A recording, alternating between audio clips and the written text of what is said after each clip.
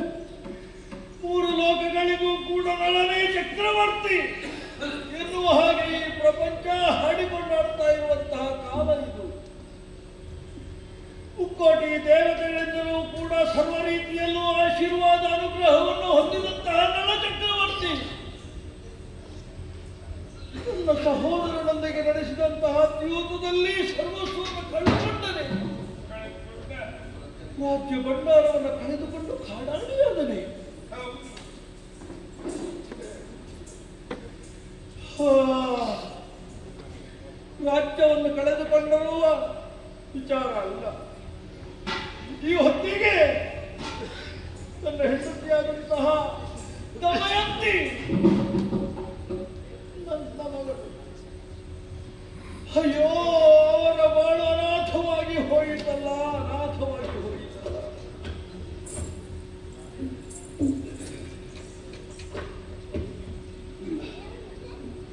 ಇಲ್ಲ, ಹೀಗಾಗ ಕೂಡದು. ಅವರ ಬಾಳು ಅನಾಥವಾಗ ಕೂಡದು.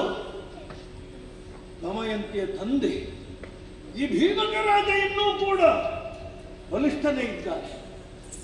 ರೋಹಿತರೆ, ಈ ವಾಚ ವಿಚಾರವನ್ನು ಹೇಳಿ ಒಳ್ಳೆಯ ಕಾರ್ಯವನ್ನೇ ಮಾಡಿದೆ.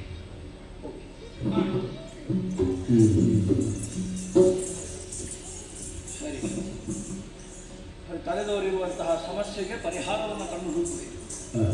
ಇದು ವಿವೇಕಿಗಳ ಲಕ್ಷಣ. ಚಕ್ರವರ್ತಿಯ ಬಾಳು ನರಕ ಸದೃಶವಾಗಕೂಡದು. ಹಾಗಿದ್ರೆ ಮೊದಲನೆಯದಾಗಿ ನಾವು ಮಾಡಬೇಕಾಗಿರುವಂತಹ ಕಾರ್ಯ ದಮಯಂತಿಯನ್ನು ಮತ್ತೆ ಹೊಂದುವಂತಹ. ಹೀಗೆ ಸುದೇವರೇ,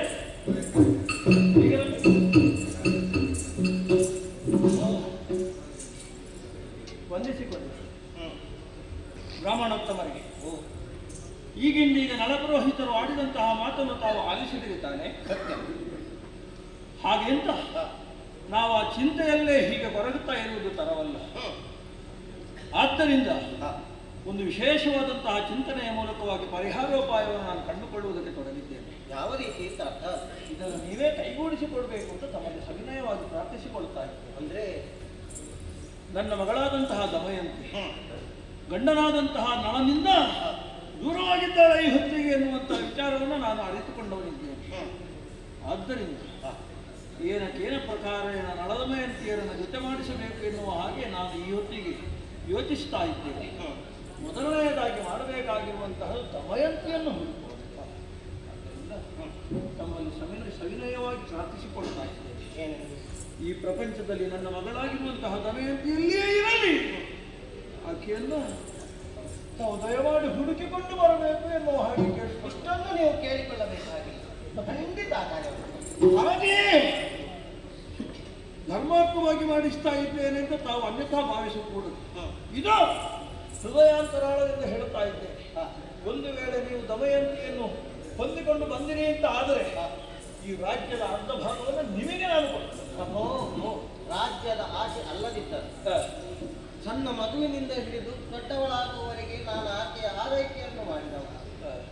ಹಾಗಾಗಿ ಮಗಳೆಂಬ ಮೋಹದಿಂದ ಖಂಡಿತವಾಗಿಯೂ ಇಲ್ಲಿದ್ದರು. ಶೀಘ್ರವಾಗಿ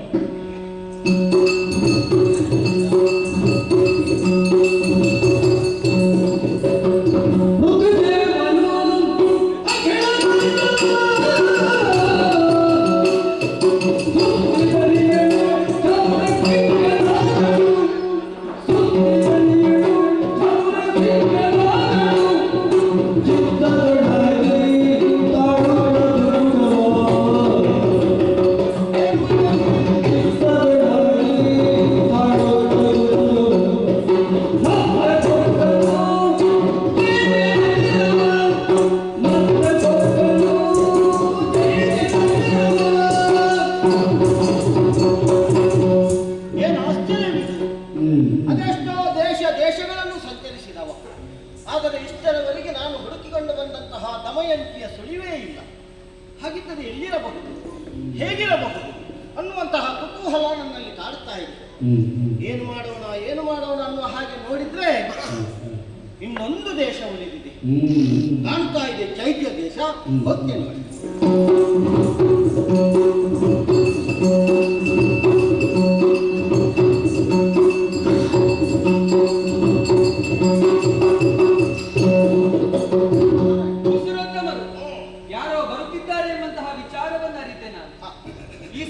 ಮಧ್ಯಾಹ್ನದ ಹೊತ್ತು ನಮ್ಮಲ್ಲಿಗೆ ಮಧ್ಯಾಹ್ನದ ಹೊತ್ತು ಯಾರೇ ಬರಲಿ ಮೊದಲಾಗಿ ಭೋಜನ, ಆಮೇಲೆ ಏನೇ ವಿಚಾರವಿದ್ರು ಮಾತಾಡಬಹುದು. ಹೌದೇ? ಹಾಗಾಗಿ ನಿಂತು ದಣಿಯುವುದು ಬೇಡ.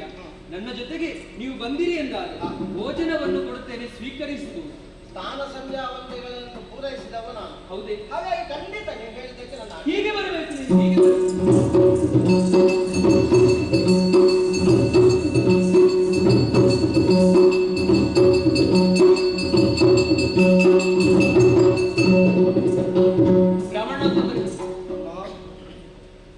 ಕಿಂಚಿತ್ತು ಸೇವೆ ನಮ್ಮಿಂದ ಎಷ್ಟು ಸಾಧ್ಯ ಉಂಟು ಅಷ್ಟರ ಮಟ್ಟಿಗೆ ನಾವು ಒದಗಿಸಿಕೊಟ್ಟಿದ್ದೇವೆ. ಏನಾದರೂ ಲೋಪದೋಷ ಇದ್ರೆ ಅದನ್ನು ಕ್ಷಮಿಸಬೇಕು. ಊಟದಲ್ಲಿ ಯಾವುದೇ ಲೋಪದೋಷವಿಲ್ಲ, ಸಂತೋಷ ಕೃಷ್ಣಾನ್ನ ಭೋಜನವಾಗಿ. ಆದ್ರೆ ಒಂದು ಚಿಂತೆ ನನ್ನಲ್ಲಿ ಕಾಡ್ತಾ ಇದೆ.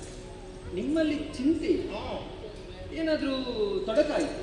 ಖಂಡಿತ ಅಲ್ಲ. ಮತ್ತೆ ನಿಮ್ಮ ಬಗ್ಗೆ ಚಿಂತೆ ಅಲ್ಲ, ಮತ್ತೆ ನಾನು ಕಂಡಂತಹ ಬಗ್ಗೆ. ಅಮ್ಮ, ಏನನ್ನು ಕಂಡಿರಿ ನೀವು? ನಾನು ಊಟ ಮಾಡುತ್ತಿರುವಂತಹ ಸಮಯದಲ್ಲಿ ನನ್ನ ಎದುರುಗಡೆಯಿಂದ ಆ ಕಡೆಯಿಂದ ಈ ಕಡೆಗೆ, ಈ ಕಡೆಯಿಂದ ಆ ಕಡೆಗೆ ಇನ್ನೊಬ್ಬರು ಸಂಚರಿಸ್ತಾ ಇದ್ರು. ಏನು ಬ್ರಾಹ್ಮಣರು ನಿಮ್ಮನ್ನು ಭೂಸೂರರು ಎಂಬ ಹಾಗೆ ಕೊಂಡಾಡುತ್ತಾರೆ. ಅಂತಹ ಪೂಜನೀಯ ಭಾವದಿಂದಲೇ ನಾನು ಕಂಡವಳು. ಹಾಗಿರುವಾಗ ನಿಮ್ಮ ಬಾಯಿಂದ ಇಂತಹ ಮಾತುಗಳು ಬರಬಹುದೇ ಹೇಳಿ? ಅಂದ್ರೆ ನಮ್ಮಲ್ಲಿರುವಂತಹ ಹೆಣ್ಣನ್ನು ಕಂಡು ನೀವು ಈ ರೀತಿಯಾಗಿ ಮಾತನಾಡುವುದು? ಅಮ್ಮ, ಹೆಣ್ಣು ಮಕ್ಕಳಿಗೆ ಪೂಜ್ಯ ಭಾವನೆಯನ್ನಿತ್ತವರು ನಾವು. ಹೌದು. ಈ ಸಮಯದಲ್ಲಿ ಯಾವುದೇ ಮನದಲ್ಲಿ ದುಷ್ಟತನವನ್ನು ಹೊಂದಿ ಕೇಳಿದ್ದಲ್ಲ. ಮತ್ತೆ ನಿಮ್ಮ ಬಾಯಿಂದ ಇಂತಹ ಮಾತು ಯಾಕೆ ಬಂತು? ಅದಕ್ಕೆ ಕಾರಣ ಏನು?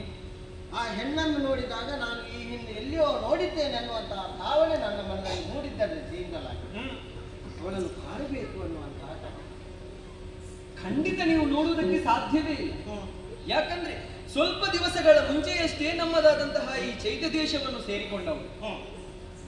ಆಕೆ ಕೆಲಸವನ್ನು ಮಾಡುತ್ತಾ ಇದ್ದಂತಹ, ಹಾಗಾಗಿ ನಿಮಗೆ ಪರಿಚಯ ಇರುವುದಕ್ಕೆ ಸಾಧ್ಯವಿಲ್ಲ. ಕುತೂಹಲ, ಹಾಗಾಗಿ ಒಮ್ಮೆ ನೋಡುವಂತ ಖಂಡಿತವಾಗಿ ನಿಮ್ಮ ಕುತೂಹಲವನ್ನು ಪರಿಹರಿಸುತ್ತೇನೆ. ಈಗ ಕರೀತೇನೆ.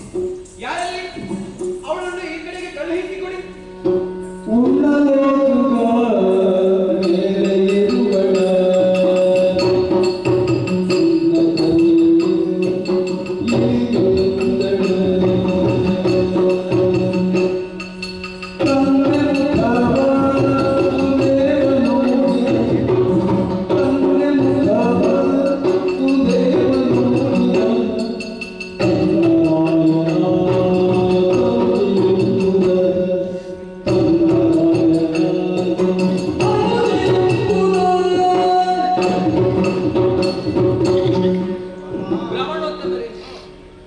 ನಿಮಗೊದಗಿದಂತಹ ಸಮಸ್ಯೆಯನ್ನು ಪರಿಹರಿಸುವುದಕ್ಕ ಅವಳನ್ನೇ ಈ ಕಡೆಗೆ ಕರೆಸಿದ್ದೆ.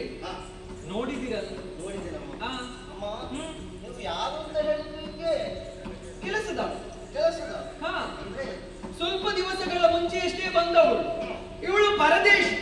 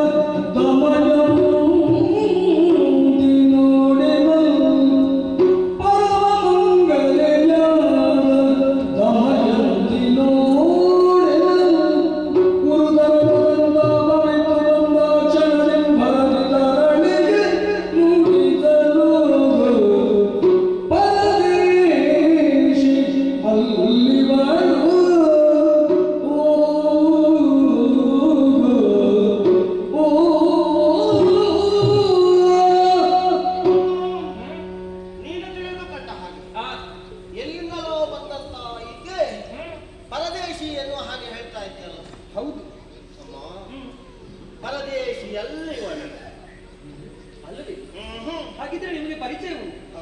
ಹೇಗೆ? ನಿನಗೆ ಅಕ್ಕನ ಮಗಳು ಈಕೆ, ದಮಯಂತಿ ಈಕೆ.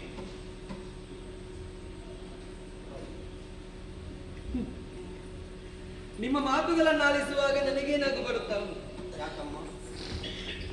ನನ್ನ ಪುತ್ರಿಯಾದಂತಹ ನಾನು ಸಾಕಿದಂತಹ ಕುವರಿ ದಮಯಂತಿ ನಿಷಧದ ಅಧಿಪತಿಯಾದಂತಹ ನಳ ಚಕ್ರವರ್ತಿಯನ್ನು ಮದುವೆಯಾಗಿ ಕ್ಷೇಮದ ಜೀವನವನ್ನೇ ನಡೆಸಿಕೊಂಡು ಬರುತ್ತಿದ್ದಾಳೆ. ಒಮ್ಮೆ ಯೋಚಿಸಿ ನೋಡಿ ಅಂತ. ನನ್ನ ಪುತ್ರಿ ರಾಜಕುಮಾರಿ ಮದುವೆಯಾದ ನಂತರ ನಿಷಧದ ಮಹಾರಾಣಿಯಾಗಿ ಮೆರೀತಾ ಇದ್ದಾಳೆ. ಅವಳ ಯೋಗ್ಯತೆಯೇ ಈಕೆಯ ಹಣೆಬರಹ ಏನು? ದಮಯಂತಿ ಈಕೆ ಅನ್ನುವುದಕ್ಕೆ ಇವಳಲ್ಲಿ ಗುರುತು ಉಂಟಮ್ಮ. ಹಾಗಿದ್ರೆ ದಮಯಂತಿ ಇವಳೇ ಎಂಬ ಹಾಗೆ ನಿಮ್ಮಲ್ಲಿ ಸಾಕ್ಷಿ ಉಂಟು. ಏನದು? ಅವಳ 2 ಹುಬ್ಬುಗಳ ಮಧ್ಯೆ ತಾಮರೆಯ ಚಿತ್ರ ಉಂಟಮ್ಮ. ಪದ್ಮದಾಕೃತಿಯಂತಹ ಮಚ್ಚೆ.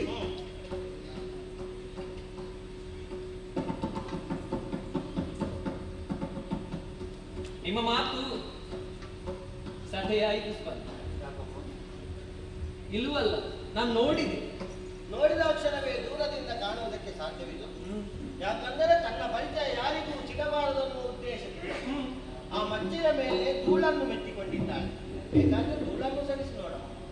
ಸತ್ಯ ಅಲ್ವೇ? ಹೀಗೆ ಬಾ ಮರಿ, ಮುಂದೆ ಬಾ.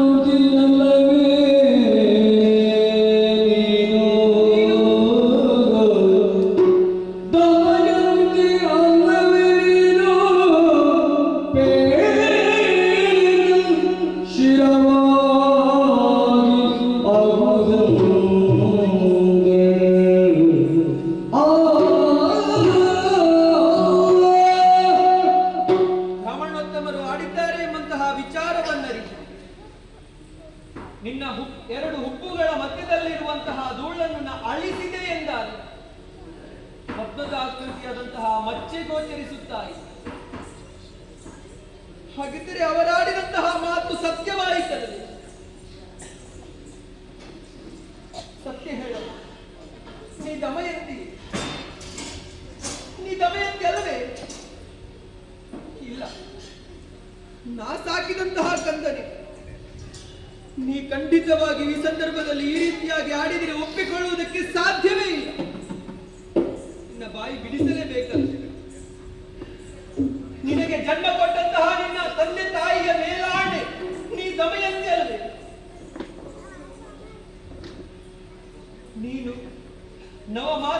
ಎಂತರ ಹೊತ್ತು ಹೆತ್ತು ಸಾಕಿದಂತಹ ನಿನ್ನ ಮಕ್ಕಳ ಮೇಲಾಣು ನೀ ದಮಯಂತಿ ಅಲ್ಲವೇ?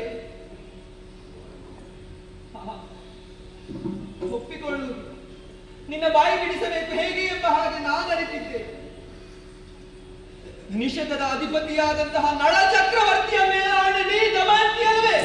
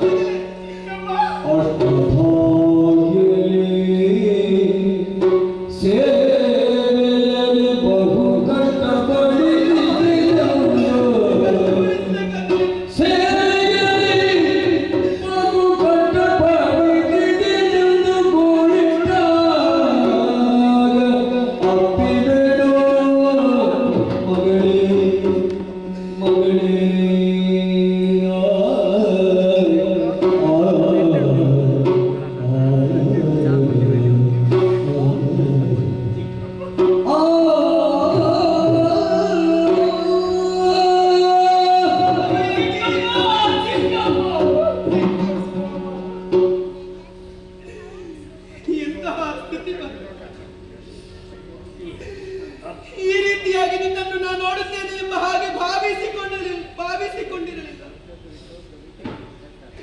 ಇಂತಹ ಸ್ಥಿತಿ ನಿನ್ನ ಪಾಲಿಗೆ ಒದಗಿ ಬಂತೆ. ಇಂತಹ ಸಂಭ್ರಮದಿಂದ ನಿನ್ನ ಮದುವೆ ಮಾಡಿಸಿಕೊಟ್ಟವರು ನಳ ಚಕ್ರವರ್ತಿಯ ಯೋಗ್ಯತೆ ಏನೆಂಬುದನ್ನು ಪ್ರಪಂಚವೇ ಅರಿತಿದೆ. ಹಾಗಿರುವಾಗ ಎಲ್ಲರೂ ಕೊಂಡಾಡಿದಂತಹ ಮಾತೊಂದಿದೆ, ದಮಯಂತಿ ಭಾಗ್ಯವಂತಳು ಎಂಬ ಹಾಗೆ. ಆದರೆ ಇಂತಹ ಸ್ಥಿತಿಯನ್ನು ಕಂಡೆ ಎಂದಾದರೆ ನನಗೆ ಸಹಿಸಿಕೊಳ್ಳುವುದಕ್ಕಾಗುವುದಿಲ್ಲ ಕಂದ, ಸಹಿಸಿಕೊಳ್ಳಲಾಗುವುದಿಲ್ಲ.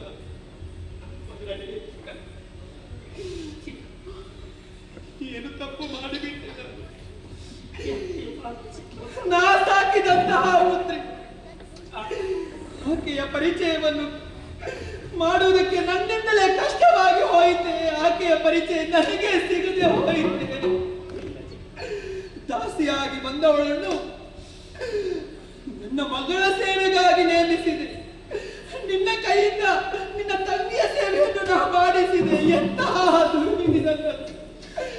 ನಿನ್ನ ಕೈಯಿಂದ ಸೇವೆ ಮಾಡಿಸಿಕೊಳ್ಳುವಂತಹ ಸ್ಥಿತಿ ನಮ್ಮ ಪಾಲಿಗೆ ಒದಗಿ ಬಂದಿದೆ.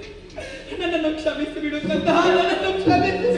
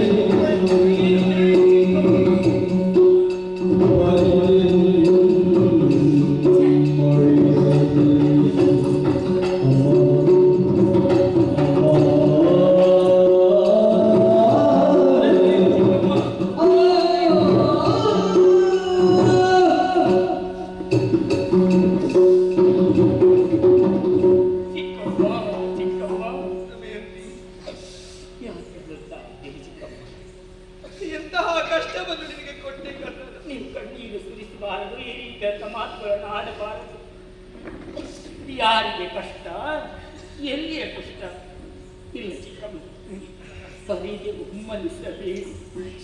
ನಿಮ್ಮಿಂದ ಕ್ಷಮೆ ಕೇಳುವಂತ ಅಪರಾಧ ಏನಾಗಿಲ್ಲ ಚಿಕ್ಕಮ್ಮ, ಏನು ಅಪರಾಧ ಆಗಿಲ್ಲ.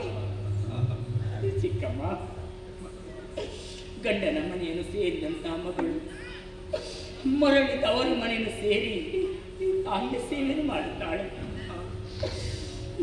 ತಮ್ಮೋಡ ಹುಟ್ಟಿದವರ ಸೇವೆಯನ್ನು ಮಾಡುತ್ತಾಳೆ. ಇದು ಅಪರಾಧವಾಗುತ್ತದೆ. ನೀವು ನನ್ನ ಚಿಕ್ಕಮ್ಮ, ನನ್ನ ತಂಗಿಯ ಸೇವೆಯನ್ನು ನಾನು ಮಾಡಿದ್ದೇನೆ, ನಿಮ್ಮ ಸೇವೆಯನ್ನು ಮಾಡಿದ್ದೇನೆ. ಅಪರಾಧ ಆಗುವುದಕ್ಕೆ ಏನಪ್ಪ? ನೀವು ಅಳಬಾರದು ಚಿಕ್ಕಮ್ಮ, ನೀವು ಸಂತೋಷದಲ್ಲಿರಬೇಕು, ಸಂತೋಷದಲ್ಲಿರಬೇಕು. ದಮಯಂತಿ ಚಿಕ್ಕಮ್ಮ, ಆದರೆ ಮಹಾರಾಣಿಯಾಗಿ ಮೆರೆಯಬೇಕಾದಂತಹ ನಿನ್ನನ್ನು ನಾನು ಈ ಸಂದರ್ಭದಲ್ಲಿ ದಾಸಿಯಾಗಿ ನೋಡುತ್ತಾ ಇದ್ದೇನೆಂದಾದರೆ ಇಂತಹ ಸ್ಥಿತಿ ನಿನಗೆ ಯಾಕೆ ಬಂತು ಕಂದ? ಮುಚ್ಚಿಟ್ಟ ಸತ್ಯವನ್ನು ಬಿತ್ತರಿಸಲೇ ಚಿಕ್ಕಮ್ಮ. ಚಿಕ್ಕಮ್ಮ, ಅಷ್ಟ ಸೌಭಾಗ್ಯವತಿಯಾಗಿ ದೇಶವನ್ನು ಸೇರಿದ ಸತ್ಯ ನೀವೆಲ್ಲ ಆಶೀರ್ವಾದ ಮಾಡಿ ಕಳುಹಿಸಿಕೊಟ್ಟಿದ್ದೀರಿ ತಾನೇ. ಆದರೆ ಆ ವಿಧಿಯ ಲಿಖಿತವೇ ಬೇರವರಿಗೆ. ನನ್ನವರು ಮತ್ತು ಅವರ ತಮ್ಮನಾದಂತಹ ಪುಷ್ಕರ ಜೊತೆ ಸೇರಿ ಚೂಚಲಾಡಿದರು. ವಿನೋದಕ್ಕೆ ಸಾಗಿದಂತಹ ಜೂಜು ಪರಿಣಾಮವಾದದು ಎಲ್ಲವನ್ನು ಬೊಕ್ಕಸ ಭಂಡಾರವನ್ನು ಕಳೆದುಕೊಂಡಂತ ನಾವು ಸೇರಿದ್ದು ಕಾಡನ್ನು ಚಿಕ್ಕಮ್ಮ, ಬದುಕಬೇಕು ಎಂದು ತವದೇವನ ಆಸೆಯನ್ನು ಇರಿಸಿಕೊಂಡು ಮುಂದೆ ಸಾಗಿದೆ ಚಿಕ್ಕಮ್ಮ, ಮುಂದೆ ಸಾಗಿದೆ. ಗಂಡ ಹೆಂಡರು ಜೊತೆಗೆ ಕಾಡನ್ನು ಸೇರಿದವರಲ್ಲ, ಆದರೆ ನೀನೊಬ್ಬನು ಅವರನ್ನು ಜೊತೆ ಸೇರಿಸಿ ಬದುಕುವಂತ ಸೌಭಾಗ್ಯವನ್ನು ನಾನು ದೇಹಕ್ಕೆ ಆವರಿಸಿದಂತ ಆಯಾಸ, ಪರಿಣಾಮದಿಂದ ಬಂದಂತ ನಿಪ್ಪಿ ಗೊತ್ತೇ ಆಗಿಲ್ಲ. ಅವರ ನೋಡಿಯಲ್ಲಿ ತಲೆಯಿರಿಸಿ ಮಲಗಿದ್ದೊಂದು ಮಾತ್ರ ಗೊತ್ತು. ಎಚ್ಚರವಾಗಿ ನೋಡ್ತೇನೆ, ಆ ದಟ್ಟದಲ್ಲಿ ನನ್ನವರು ಇಲ್ಲವಾಗಿ ಹೋಗಿದ್ದಾರೆ. ಅಷ್ಟ ದಿಕ್ಕುಗಳಲ್ಲಿ ಕೂಗಿದೆ ಕರೆದೆ. ನನ್ನ ಕೂಗು ಅರಣ್ಯ ರೋಧನವಾಯಿತೆ ವಿನಃ ನನ್ನವರು ಮರಳಿ ಮನೆಯಲ್ಲಿ ನನ್ನವರು ಮರಳಿನಲ್ಲಿ ವರ್ತಕರ ಸಹಾಯದಿಂದ ನಾನಾ ಕಷ್ಟವನ್ನು ಅನುಭವಿಸಿ ನಿಮ್ಮ ಆಶೆಯನ್ನು ಪಡೆದು ಚಿಕ್ಕಮ್ಮ, ನಿಮ್ಮ ಆಶೆಯನ್ನು ಪಡೆದು ನನ್ನ ಬದುಕಿನಲ್ಲಿ ನಡೆದಂತ ದುರಂತ ಕಥೆ ಚಿಕ್ಕಮ್ಮ, ದುರಂತ ಇದು. ದಮಯಂತಿ ಚಿಕ್ಕಪ್ಪ, ಇಷ್ಟರವರೆಗೆ ನಿನ್ನನ್ನು ಆಳಾಗಿ ನಾ ಕಂಡೆ. ಆ ಭಾವನೆ ಇರಿಸಲಿಲ್ಲ. ನಾನು ಮಾಡಬೇಕಾದ ಕರ್ತವ್ಯವನ್ನು ನಾನು ಮಾಡಿದ್ದೇನೆ. ನನ್ನ ಪುತ್ರಿ ನೀನೆಂಬುದನ್ನು ನಾನು ಅರಿಯದೇ ಹೋದೆ. ಅದಕ್ಕೆಲ್ಲ ಕಾರಣೀಕರ್ತರಾದವರು ಇವರು ಕಂದ. ಪರಿಚಯ ಇದೆ ನಮ್ಮ ಕುಲ ಆ, ಅವರನ್ನು ಕಂಡಾಗ ಏನಮ್ಮ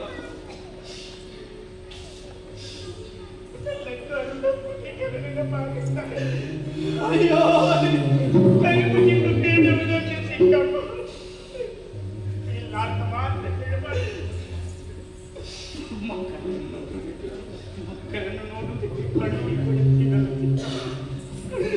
ಖಂಡಿತ ದಮಯಂತಿ, ಕಳುಹಿಸಿಕೊಡುತ್ತೇನೆ, ಕಳುಹಿಸಿಕೊಡುತ್ತೇನೆ. ಅದಕ್ಕೆ ಚಿಕ್ಕಮ್ಮ, ಆದರೆ ಅಷ್ಟ ಸೌಭಾಗ್ಯದಿಂದ ಮೆರೆದವಳಲ್ವೇ ನಿನ್ನನ್ನು ಅದೇ ರೀತಿ ಕಾಣಬೇಕು ಎಂಬ ಹಾಗೆ ನಿನ್ನ ತಂದೆ ಆಶಿಸುತ್ತಾ ಇದ್ದಾರೆ, ಆಸೆ ಪಡುವವರಿದ್ದಾರೆ. ಹಾಗಾಗಿ ಈ ರೀತಿಯಾಗಿ ನೀ ಹೋದೆ ಎಂದಾದರೆ ಖಂಡಿತವಾಗಿಯೂ ನಿನ್ನ ತಂದೆಗೆ ನೋವಾದೀತು ಕಂದ.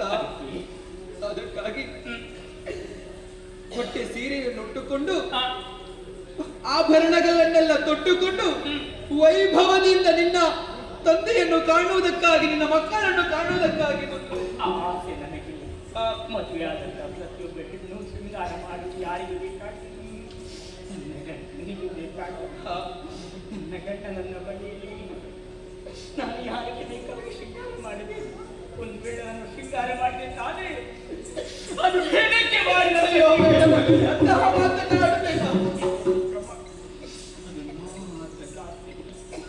ಖಂಡಿತವಾಗಿ ನಿನ್ನ ಮನಸ್ಸಿಗೆ ನೋವುಂಟು ಮಾಡುವಂತಹ ವಿಚಾರಕ್ಕೆ ನಾ ಕೈ ಹಾಕುವುದಿಲ್ಲ ಕಂದ. ಆದರೆ ಒಂದೇ ಒಂದು ಆಸೆ. ಯಾವುದು ಚಿಕ್ಕಮ್ಮ? ಹೋಗುವಂತಹ ಸಂದರ್ಭದಲ್ಲಿ ಬರಿಗಾಲಲ್ಲಿ ನೀವು ಹೋಗಕೂಡದು. ಬದಲಾಗಿ ಅಂದಣವನ್ನೇ ಸಿದ್ಧಪಡಿಸುತ್ತೇನೆ. ಅದನ್ನು ಏರಿ ಹೋಗುವೆ. ನೀನು ನಿನ್ನ ತಾಯಿ ಆಸೆ. ಅದರಲ್ಲಿ ಯಾಕೆ ನಿಮಗೆ ಬೇಕಾಗಿ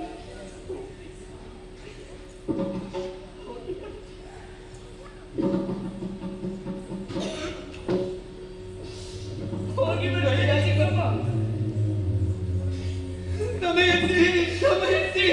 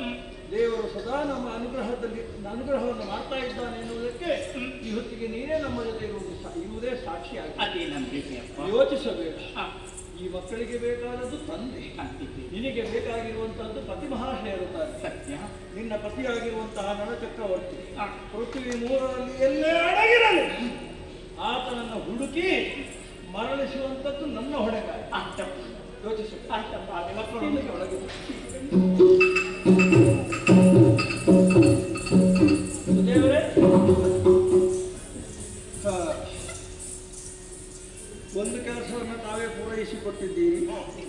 ಅರ್ಧಾಂಗಿ ದೊರೆತಿದ್ದಾಳೆ, ಇನ್ನು ಅರ್ಧ ಆಗ್ಬೇಕಲ್ಲ. ಈಗ ಪೂರ್ತಿ ನಾನೇ ಮಾಡಬೇಕು. ಇನ್ನೆಂಥದ್ದು ಒಂದು ಪ್ರಸಂಗ ಹೊರಟ ಮೇಲೆ ಪೂರ್ತಿ ಮಾಡಿಸಬೇಕಾದದ್ದು ನಿಮ್ಮದೇ ಕರ್ತವ್ಯ. ಆದ್ದರಿಂದ ನಮ್ಮ ನಳಚಕ್ರವರ್ತಿ ಎಲ್ಲಿ ಇದ್ದಾನೆ ಎನ್ನುವುದನ್ನು ಪತ್ತೆ ಹಚ್ಚಿ ದಯಮಾಡಿ ಒದಗಿಸಿಕೊಡಬೇಕು. ಖಂಡಿತ ಶೀಘ್ರ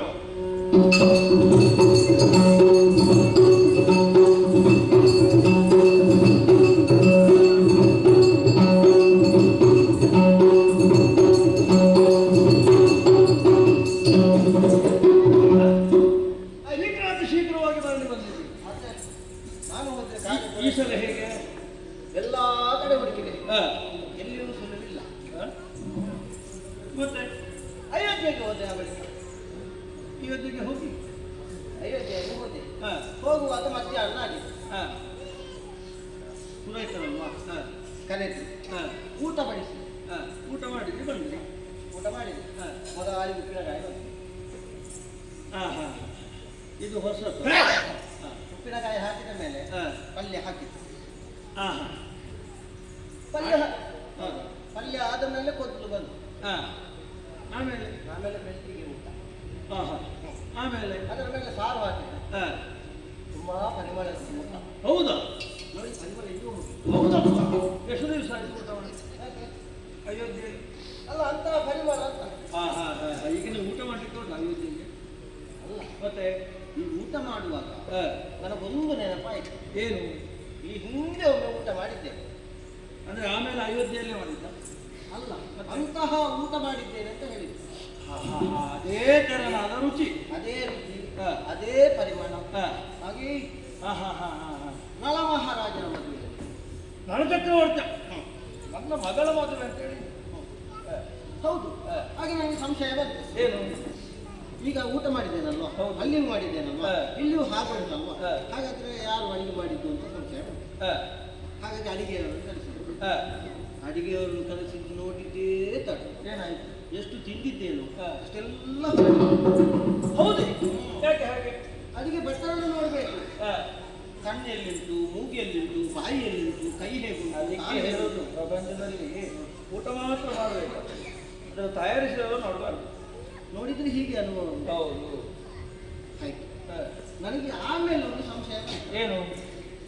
ಅಲ್ಲಿ ಊಟ ಮಾಡಿದ್ದೇನಲ್ವಾ, ಹಾ. ಇಲ್ಲಿ ಊಟ ಮಾಡಿದ್ದೇನಲ್ವಾ, ಹಾ. ಅಡಿಗೆ ಮಾಡಿದ್ದು ಹಾ. ಅವರೋ ಇವರು ಹಾ. ಇವರೋ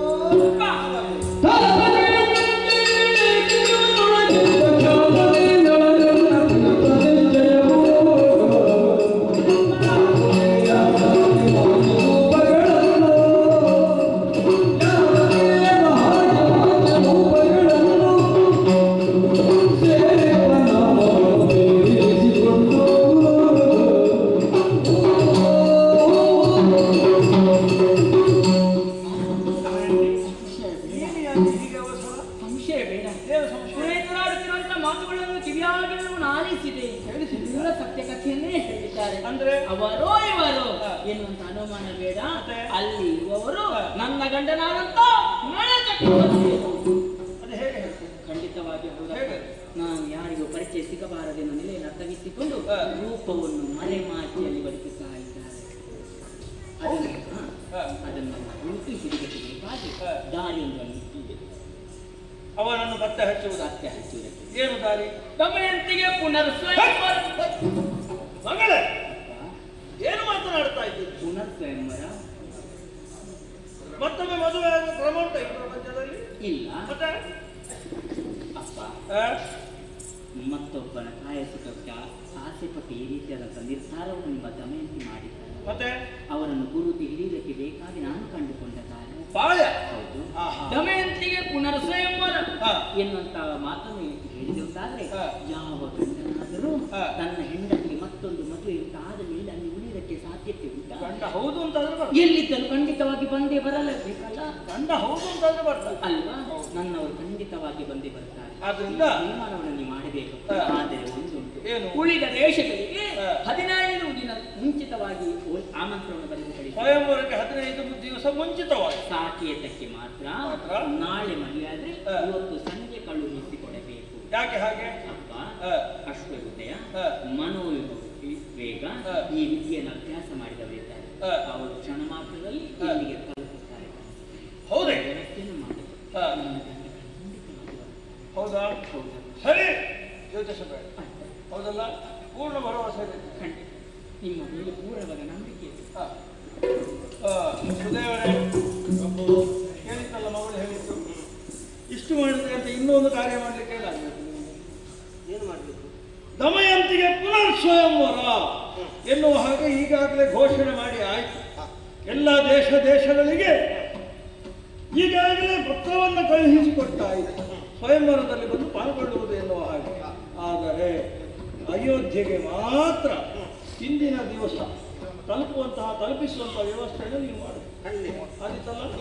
ಸರಿ, ನಡೆ.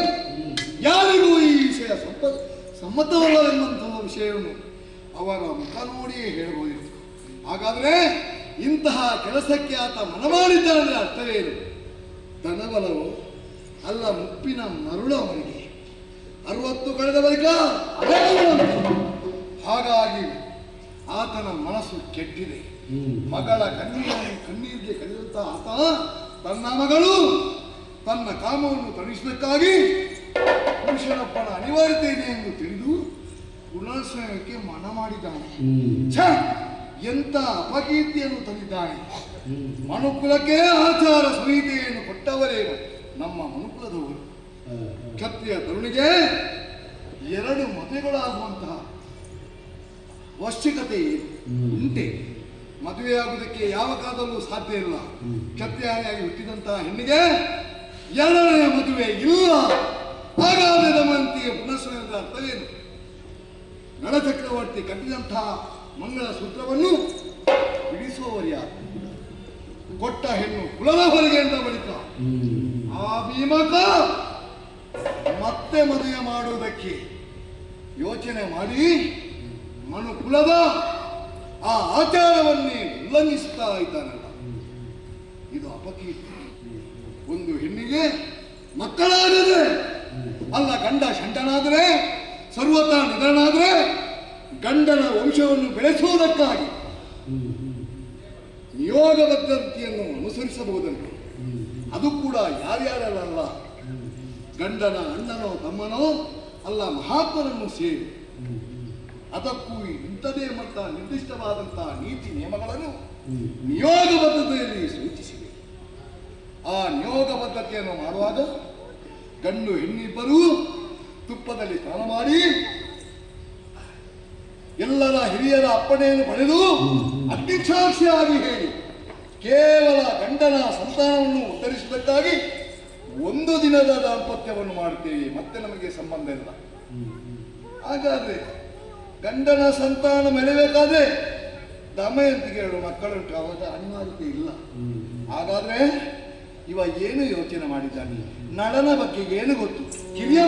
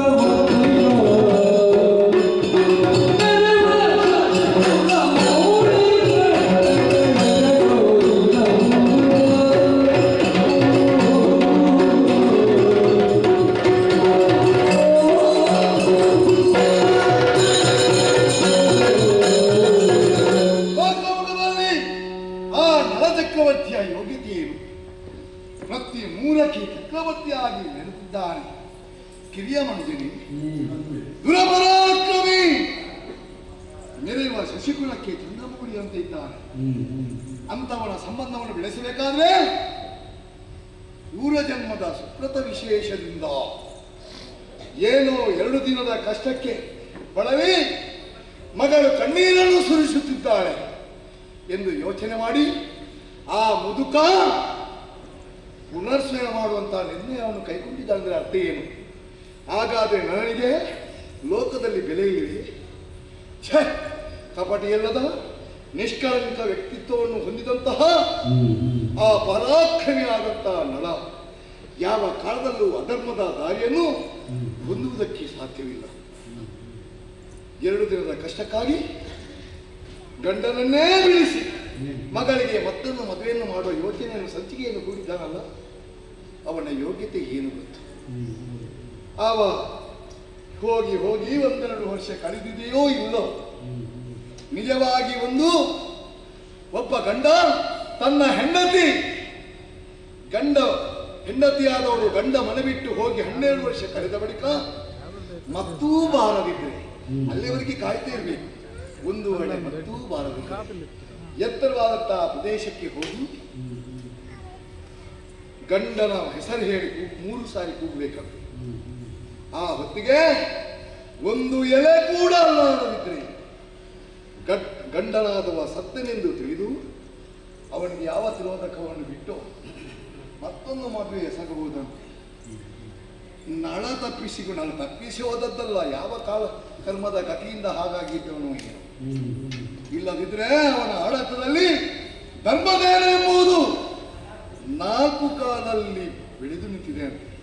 ಹಾಗಿರುವಾಗ ಕರ್ಮದೋಷವಂತ ಹೇಳಿದರೆ ಪರಿಶುದ್ಧವಾದ ಆತನ ಜೀವನ ಚರಿತ್ರೆಯಲ್ಲಿ ಅಂತ ಕುಕ್ಕರ್ಮ ಆಗುವುದಕ್ಕೆ ಸಾಧ್ಯವಿಲ್ಲ. ಏನು ವಿಧಿಯ ಬರದ ಸುಳಿಯಲ್ಲಿ ಸಿಕ್ಕಿದಂತಹ ನಳನಿಗೆ ಈ ಅವಸ್ಥೆಯಾದರೆ ಈ ಮುದುಕನಿಗೆ ಸೊಕ್ಕಲ್ಲ.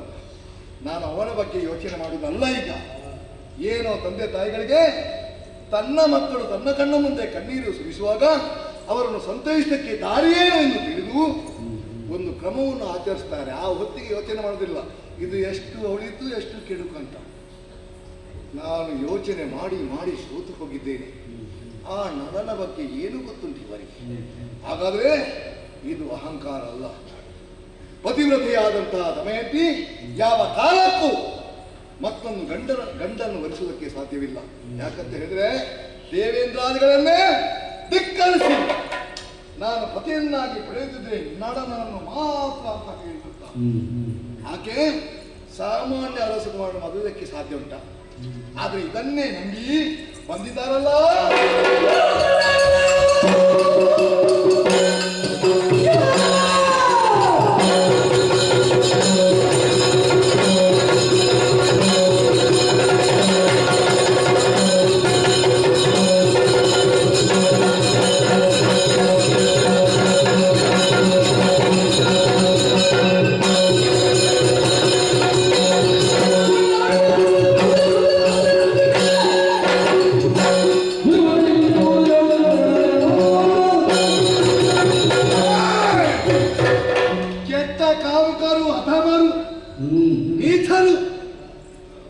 ಮೊನ್ನೆ ನಲ ಚಕ್ರವರ್ತಿಗಳು ದಮಯಂತಿ ದೇವಿ ಒಟ್ಟಾಗಿ ಸಿಂಹಾಸನವಿಡಲಾಗಿ ಕೊಟ್ಟಂತಹ ಸಂದರ್ಭದಲ್ಲಿ ಅಮ್ಮ ತಾಯಿ ಅಂತ ತನ್ನ ಮನೆ ಮಕುಟರನ್ನು ಅವರ ಕಾಲಪುರದಲ್ಲಿ ಇರ್ತಿದ್ರು.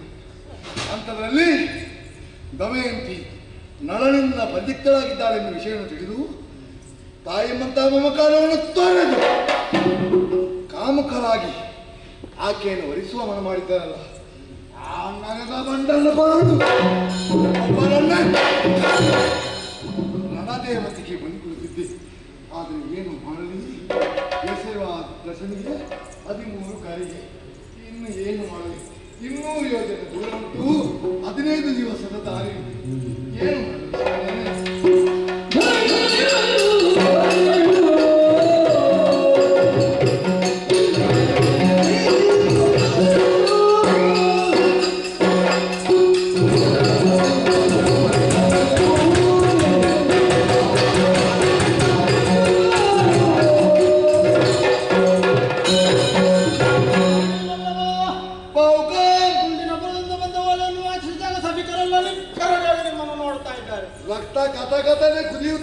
ನೀವೇನು ನಿರ್ಧಾರವನ್ನು ಕೈಗೊಳ್ಳುತ್ತಿದ್ದೀರಿ ಅನ್ನುವಂತಹ ಕುತೂಹಲ ಅವರಿಗೆ.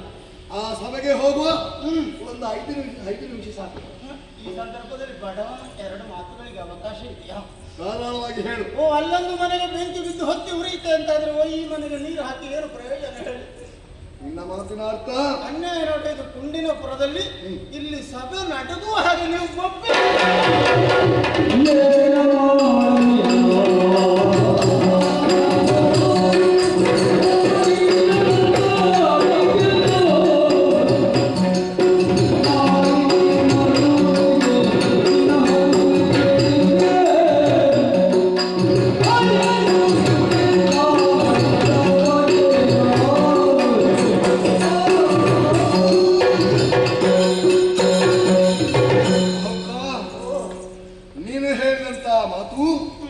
ಸೂರ್ಯಪ್ರಕಾಶದಷ್ಟೇ ಸ್ಥಿತ್ಯ ಅಲ್ವೇ? ಕೇವಲ ಶಂಕರಿಂದ ಬಂದ ನೀರು ಮಾತ್ರ ತೀರ್ಥವಲ್ಲ. ತುಳಸಿಯ ಹೆಸರಿಂದ ಬಿಟ್ಟರೂ ಕೂಡ ಅದು ತಿಳಿಸಿಯಾಗ್ತದೆ. ಬಡವನಾದರೂ ಕೂಡ ಸತ್ಯವಾದಂತಹ ಮಾತನ್ನು ಹೇಳಿದೆ. ಎಲ್ಲೋ ನಡೆಯುವಂತಹ ಪುನಃಸಂಹಾರ ಇಲ್ಲಿ ನಾನು ಹುಟ್ಟಿದ್ರೆ ಫಲವೇನು? ಅಯ್ಯೋ, ಒಂದು 15 ದಿವಸದ ಮೊದಲಲ್ಲಿ ಹುಟ್ಟಿದ್ರೆ ಅಲ್ಲಿಗೆ ಹೋಗಿ ಆ ಪಟಾಂಡ ನಿಮ್ಮನ್ನು ಬಲ್ಲ ನಾನು.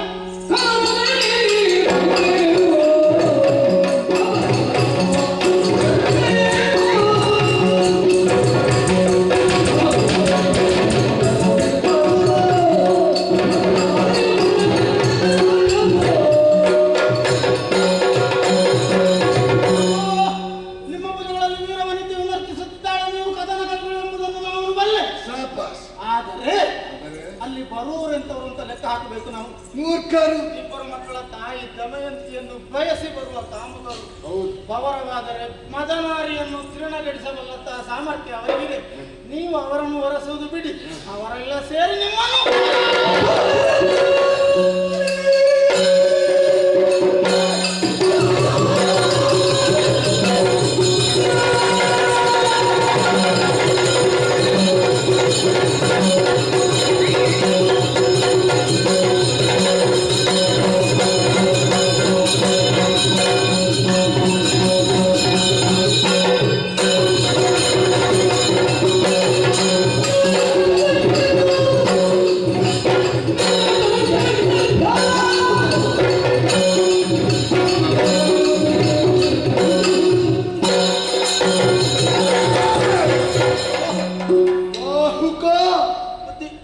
ಕೊಟ್ಟ ಅನ್ನ ಕಣ್ಣಲ್ಲಿ ಬಂತೇನು ನಿನ್ಗೆ? ಹಾಗಾಯ್ತೆ. ಬಿತ್ತ ತಲೆಗಳಾಯಿತ. ಯಾರ ಮುಂದೆ ಏನು ಮಾತಾಡುವಂತ ಪ್ರಜ್ಞೆ ಇಲ್ಲದೆ ತಪ್ಪು ಮಾತಾಡಿದ ಸಾಲಿಗೆ ಕೊಡ್ತೇನೆ ಅಂತ ಹೇಳಿ ನನ್ನ ತಲೆಯ ನೆರಗೆ ಮಾಡ್ತೇನೆ. ಹೌದೇನೋ, ಒಂದು ದಿನದ ಅನ್ನಕ್ಕೆ ಅನ್ನ ಕೊಟ್ಟಂತಹ ಕಾರಣಕ್ಕಾಗಿ ಕೃತಜ್ಞತೆಯಿಂದ ನಿನ್ನನ್ನು ಬಿಟ್ಟೆ. ಇಲ್ಲವಾದ್ರೆ ನಿನ್ನಂತೆ ಮತ್ತೊಬ್ಬ ಯಾರಾದ್ರೂ ಹೇಳ್ತಿದ್ರೆ ಅವರ ತಲೆಯನ್ನು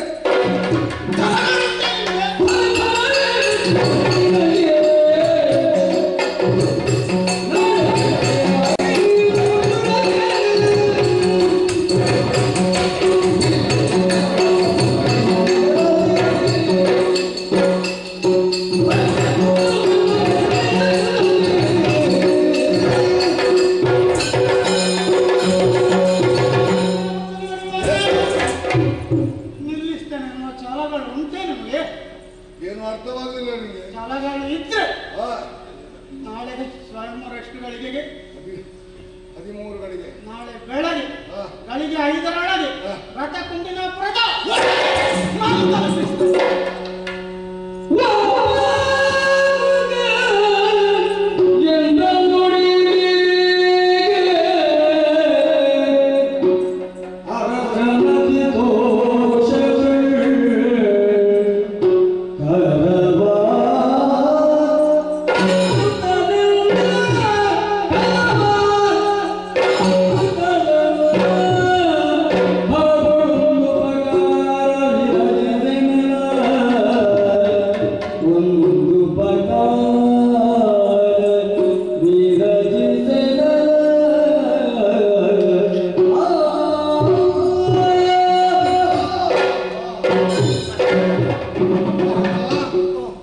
ಸಂಸರ್ಗಜ ದೋಷಗುಣ ಭವಂತ. ಯಾರ ಸಹವಾಸ ಬರ್ತದೋ ಅವರ ಗುಣವನ್ನು ಸ್ವಲ್ಪ ಆದ್ರೂ ಪರಿವರ್ತನೆಯನ್ನು ಮಾಡ್ತದೆ. ನಿನ್ನ ನುಡಿಗೆ ಮೆಚ್ಚಿದೆ. ನಿಮ್ಮ ಕಣ್ಣಲ್ಲಿ ಕಣ್ಣಿಟ್ಟು ಹೇಳಬಲ್ಲ ನಾನು. ಹೌದೇನು? ಹಾಗಾದ್ರೆ ಬಹಳ ಆತುರದಲ್ಲಿದ್ದೀರಿ ಎಂಬುದು ಸ್ಪಷ್ಟವಾಯಿತು. ನಿಜ ಹೇಳು. ನಿನ್ನ ಮಾತಿಗೆ ಸಂತೋಷವಾಗಿ ಯಾರ ತಟ್ಟಿದ್ದೇನೆ. ಸರಿ, ನನ್ನೊಂದು ಉಪಕಾರ ಮಾಡು. ಕರ್ತವ್ಯ ಅಂತ ಮಾಡ್ತೇನೆ. ಅನ್ನ ಕೊಟ್ಟವರು ನೀವು ಉಪಕಾರ ಅಂತ ಹೇಳಬಾರ್ದು. ಇಲ್ಲಿ ಬಾ. ಓ, ನೀನು ಹೇಳಿದಾಗೆ ಕಣ್ಣಲ್ಲಿ ಕಣ್ಣಿಟ್ಟು ನೋಡು. ಕಣ್ಣಿಟ್ಟು ಹೇಳು. ಬೆಳಗ್ಗೆ 5ರೊಳಗೆ ರಥ ಕುಂಡಿನಾಪುರದ ಒಳಗೆ. ಎಂಥ ಆತ್ಮಸ್ಥೈರ್ಯ! ವ್ಯಕ್ತಿಯೊಬ್ಬನ ಮನಸ್ಸಿನ ಒಳಗಿರುವಂತಹ ಭಾವನೆಯನ್ನು ಕಣ್ಣು ಸೂಚಿಸಿದಂತೆ ಕಣ್ಣು ಆ ದೃಷ್ಟಿಯಲ್ಲಿ ಬೇರೆ ಬೇರೆಯಾದಂತಹ ರೂಪವಿರುತ್ತದೆ. ಕುಡುಕನ ಕಣ್ಣು ಒಂದಾದರೆ ಕಾಮಕನ ಕಣ್ಣು ಒಂದು, ಕಾಮಾಂಬರ ಕಣ್ಣು ಮತ್ತೊಂದು, ಜ್ಞಾನಿಗಳ ಕಣ್ಣು ಮತ್ತೊಂದು. ಕಳ್ಳರ ಕಣ್ಣು ಮತ್ತೊಂದು. ಹೌದು, ನಿನ್ನ ಮಾತಲ್ಲಿ ಭರವಸೆ ಉಂಟು. ನನಗೆ ಒಂದು ಉಪಕಾರ ಮಾಡಿದ್ರೆ ನಾನು ಸಾಯುವವರೆಗೆ ನನ್ನ ಮರಿದ್ದೀನಿ. ಸರಿ, ನಾನು ಮಾಡ್ತೇನೆ. ಹಾ? ಸರಿ, ಆಯ್ತು, ಹೊರಡು. ಹಾ? ನೀವು ಒಂದು ನಿದ್ದೆ ಎಲ್ಲ ಮಾಡಿ ಬನ್ನಿ ಮತ್ತೆ. ಹೌದೇನು? ಅವಸರ ಏನೋ ಒಂದು ನಾನು ಕೋಪದಿಂದ ಆಡಿದೆ, ಕೋಪ ಭರಿಸಿದೆ, ಇವನಿಗೆ ಸ್ವಲ್ಪ ಆದ್ರೂ ಸಂತೋಷವನ್ನು ಗಿಟ್ಟಿಸುವ ಎಂಬ ಉದ್ದೇಶದಿಂದ ಇದು ಸಾಧ್ಯ ಇಲ್ವಲ್ಲ. ಇನ್ನು ಹೊಳೆ ನನಗೆ ನೋಡು, ಅರಸನ ಮುಂದೆ ಆಡಿದಂತಹ ಮಾತು ಹರಿತವಾದಂತಹ ಖಡ್ಗದ ಹೊರಗೆ ಕೊರಳು ಜೇನು ಸವಿದ್ರೆ ನೆಕ್ಕುವುದಕ್ಕೆ ಹೇಳಿದಷ್ಟು ಜಾಗವೇ ಇರಬೇಕು. ಮಧುಬಿಂದು ನ್ಯಾಯ ಹೇಳ್ತೀರಲ್ಲ ನೀವು. ಹೌದು. ಹಾಗಾದ್ರೆ ಕ್ಷಣ ಕಾಲ ಸ್ವಲ್ಪ ವಿರಮಿಸ್ತೇನೆ. ರಥ ಸಿದ್ಧಪಡಿಸ್ತೇನೆ.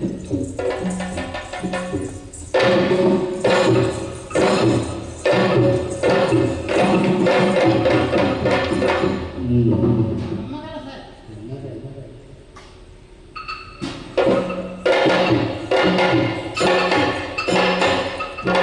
ಈಗ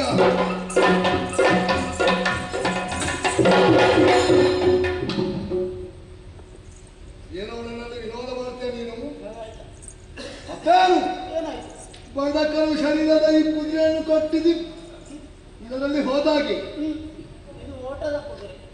ಅದು ಬೇರೆಂಟು ಅದು ಯಾವ ಜಾತಿ? ದಪ್ಪದೆಲ್ಲ ತುಂಬ ಉಂಟು. ಈ ದಪ್ಪದಕ್ಕೆ ಕೆಲಸ ಮಾಡ್ಲಿಕ್ಕೆ ಆಗುದಿಲ್ಲ. ಹೌದಾ? ಕೆಲಸ ಮಾಡಿದಾಗ ಕಾಣುದು ಅಷ್ಟೇ. ಓ ಹಾಗೆ. ದಶ ಸರಿ ಉಂಟು. ಅದರ ಬಗ್ಗೆ ಒಳ್ಳೆಯ ನಿಮಗೆ ನಾಳೆ ಅಲಗ- ಚಕ್ರವರ್ತಿಗಳ ಸಹವಾಸ. ನಾನು ಅದನ್ನು ಮೊದಲು ಹೇಳಿದೆ ಹಾಗೆ ಅವರ ಸಹವಾಸದಿಂದ ಇಷ್ಟೆಲ್ಲ ಕಳೆದಿದ್ದೆ. ಇನ್ನು ತರ ಮಾಡುವುದಿಲ್ಲ ಮತಕೊಂಡು ಹೇಳ್ತೇನೆ. ಸರಿ.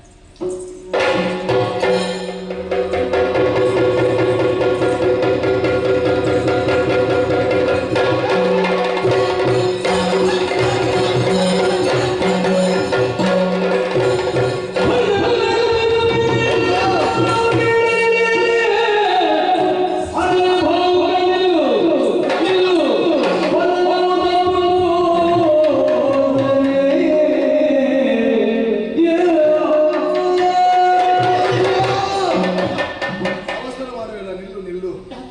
ಓಡುವ ನವಸರಲ್ಲಿ ನನ್ನ ಕರದಲ್ಲಿರುವಂತಹ ಕರವಸ್ತ್ರ ಜಾರಿ ಹೋಯಿತು. ಈಗಷ್ಟೇ ಹೆಚ್ಚಿದ್ದೇನೆ, ಸ್ವಲ್ಪ ನಿಲ್ಲಿಸು. ಅದು ನಿಮಗೆ ದೊರಕೀತೆ.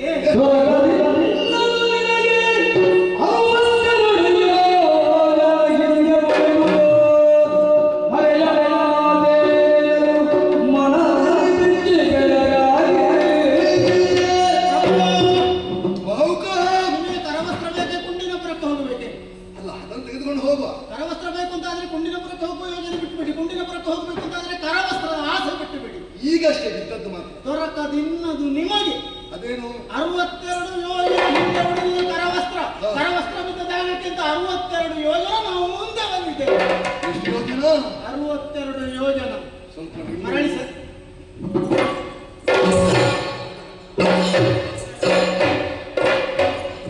ಏನು ವಿಶೇಷ?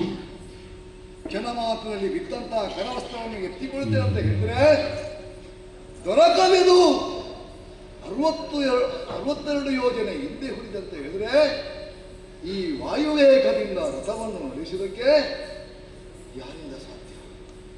ಹರಿಹರಾತ್ಯರಿಗೂ ಅಸಾಧ್ಯವಾದಂತಹ ಇಂತಹ ಕಾಯಕವನ್ನು ಮಾಡಬೇಕಾದ ಸಮರ್ಥ ನಳ ಚಕ್ರವರ್ತಿಯಲ್ಲದೆ ಮತ್ತೊಬ್ಬನಿರುವುದಕ್ಕೆ ಸಾಧ್ಯವಿಲ್ಲ. ಹಾಗಾದ್ರೆ ಈತನು ಅದೇ ವೇಗದಿಂದ ಬಂದಿದ್ದರೆ ಇವ ಯಾರು? ನನ್ನ ಅಂತರಂಗವನ್ನು ಕೆದಕಿ ನೋಡಿದ್ರೆ ಒಂದೊಂದೇ ಚಿತ್ರ ನನ್ನ ಮನಪಟದಲ್ಲಿ ಗೋಚರಿಸ್ತಾ ಉಂಟು.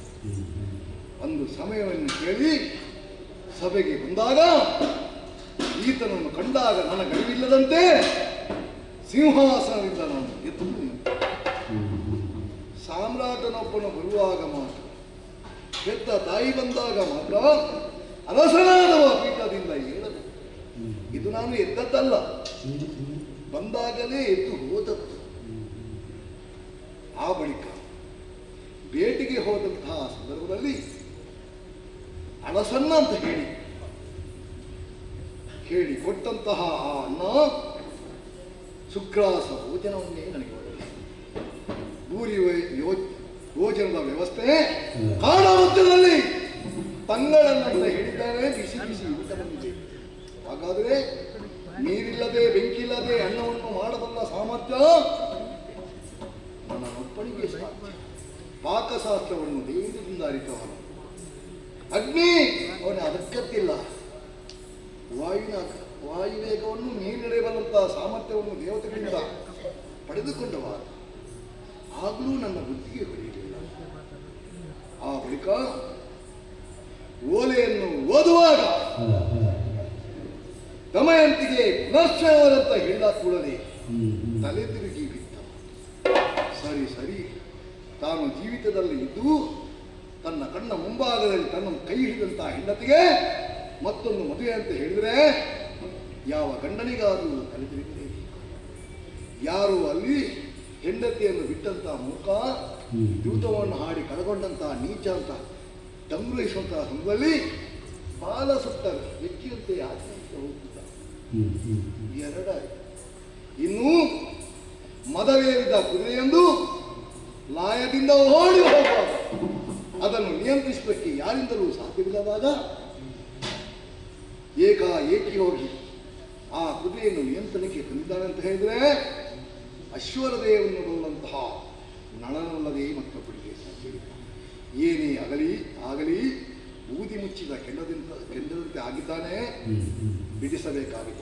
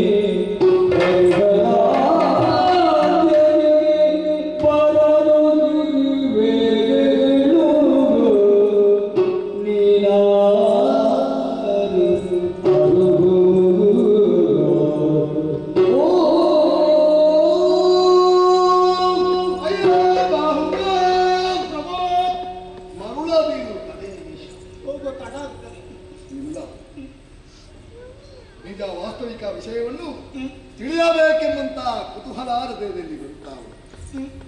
ನಿಜ ಹೇಳಬೇಕ, ವೇಷವನ್ನು ಮರೆಸಿ ಬಂದು ಯಾವುದೋ ಒಂದು ಗುಪ್ತವಾದಂಥ ವ್ಯವಹಾರದಲ್ಲಿ ತೊಡಗಿಕೊಂಡವನು ಅಲ್ಲದಿದ್ರೆ ಇಂತಹ ಗುಣವಿಶೇಷಗಳು ನಿನಗೆ ಬರುವುದಕ್ಕೆ ಸಾಧ್ಯವಿಲ್ಲ. ಹರಿಹರಾತ್ಯರಿಗೆ ಅಸಾಧ್ಯವಾದಂತಹ ಈ ವೇಗ ನಳನಿಗಲ್ಲದೆ ಮತ್ತೊಬ್ಬನಿಗೆ ಬರುವುದಕ್ಕೆ ಸಾಧ್ಯವೇ ಇಲ್ಲ.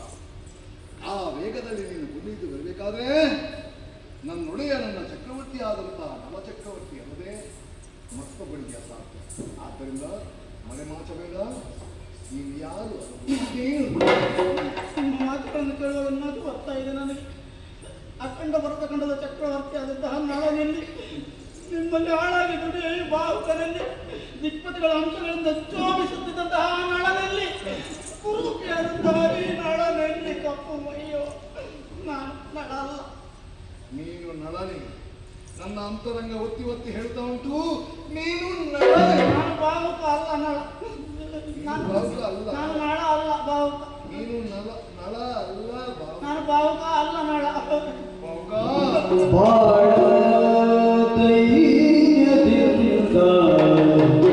ನಾನು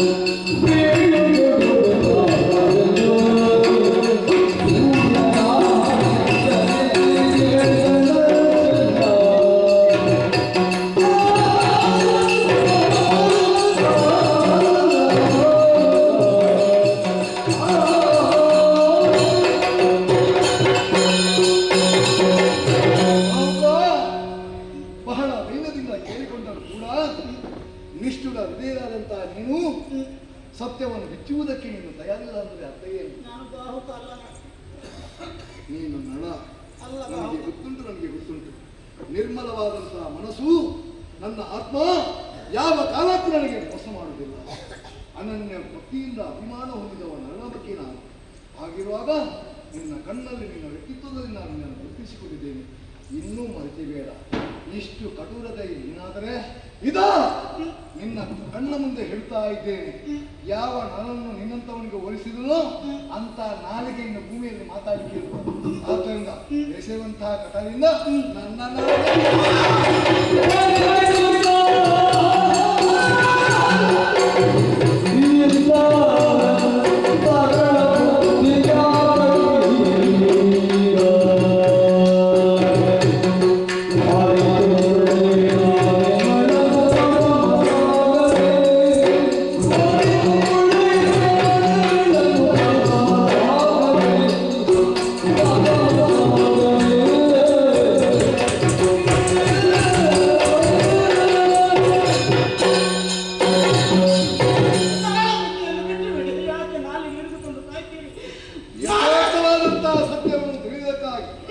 ನಾಳೆಗೆ ಏನು ತಲೆಯನ್ನು ಕತ್ತರಿಸುವುದಕ್ಕೆ ಸಿದ್ಧನಿದ್ದೇನೆ.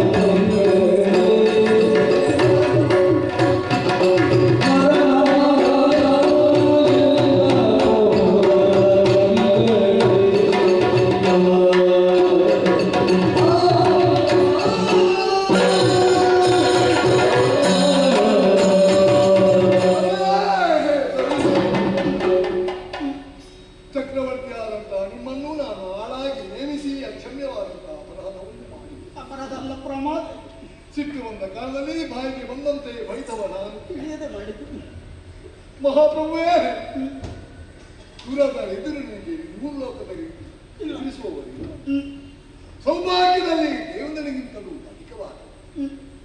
ಆದರೆ ನಿನ್ನಲ್ಲಿರುವಂತಹ ಸ್ಮರಣಾಕಾರ ಅಧಿಕಾರವಿದ್ದರೆ ಕಳೆದು ಹೋಗುವುದು, ಸೌಭಾಗ್ಯ ಇದ್ದರೆ ಕಳೆದು ಹೋಗುವುದು.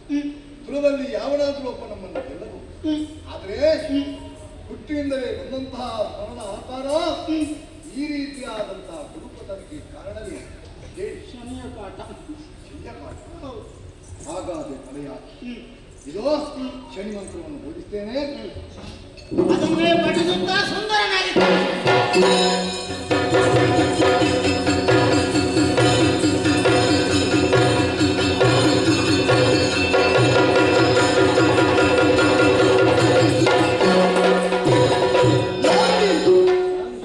ಯಾಕೆ ಹೀಗೆ ಮಾಡಿ? 3 ಮೂರ್ತಿಗಳಾಗಿ ಎಷ್ಟು ವರ್ಷಗಳ ಕಾಲ? 30 ವರ್ಷ. ಅದನ್ನು ಅರ್ಧ ಮಾಡಿ. 15. ಇನ್ನೂ ಅರ್ಧ ಮಾಡಿ. 7 ಅಯ್ಯ, ಇನ್ನು ಈ ರೀತಿಯಾಗಿ ಯಾರಿಗೂ ಶಿಕ್ಷೆಯನ್ನು ಕೊಡುವುದಕ್ಕೆ ನೀನು ಹೋಗಬಾರದು.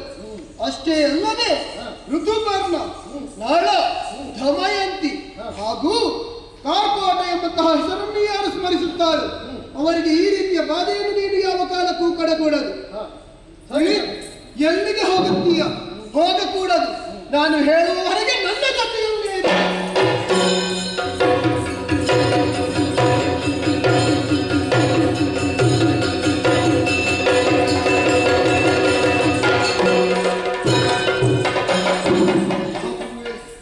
ಏನು ನಿಮ್ಮ ವೇಷ ಬಿಚ್ಚಲಿಲ್ಲ? ಕತೆ ಮುಗಿದ್ರೆ ವೇಷ ಮುಗಿಯಿತು.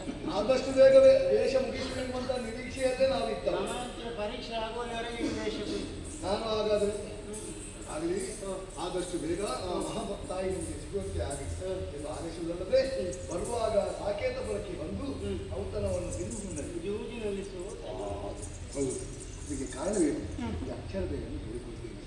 ಒಂದು ಮರದ ಎಲೆಯನ್ನು ನೋಡಿ, ಒಂದು ಮರವನ್ನು ನೋಡಿ, ಅದರ ಬೇರನ್ನು ನೋಡಿ, ಆ ಮರದಲ್ಲಿ ಎಷ್ಟು ಎಲೆ ಇದೆ ಎಂಬುದನ್ನು ಅದನ್ನು ಕಂಡುಕೊಳ್ಳುವುದು. ಪ್ರತಿಯಾಗಿ ವಿನಿಮಯ ರೂಪದಲ್ಲಿ ಪಡ್ಕೊಳ್ಬೇಕು. ಚಕ್ರವರ್ತಿಯಾದವನಿಗೆ ನಾನು ದಾನ ಮಾಡುವಂತಹ ಯೋಗ್ಯತೆ ಇದು ಅಶ್ವಹೃದಯವನ್ನು ನಿಮಗೆ ಬೋಧಿಸಿ ಮತ್ತು